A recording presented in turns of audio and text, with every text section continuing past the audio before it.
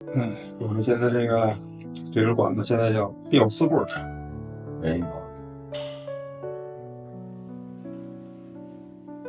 过去我们的上一代吊丝用什么？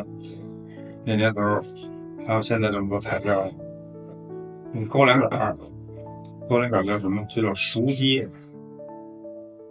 用熟秸剥掉了那层皮，那个叶子，然后呢，怎么固定这个丝呢？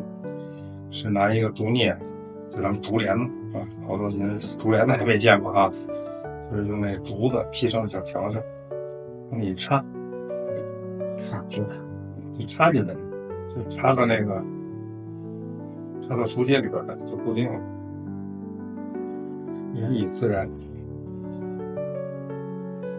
然后现在科学材料太多了。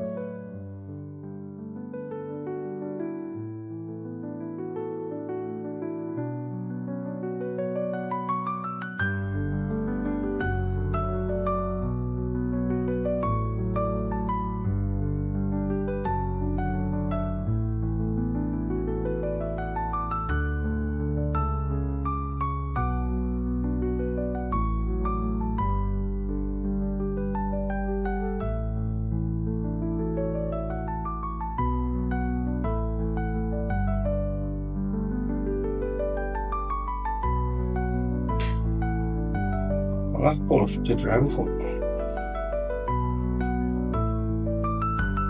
就是这个，干这个不行，这个呢干了之后是脆菜，这才是咱那个调哪儿的？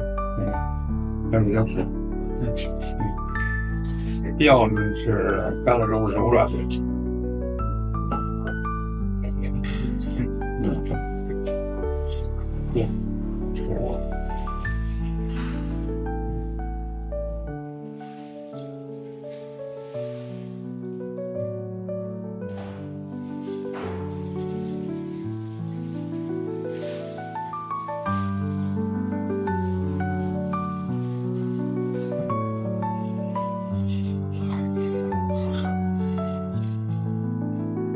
没事，我一会儿洗手去。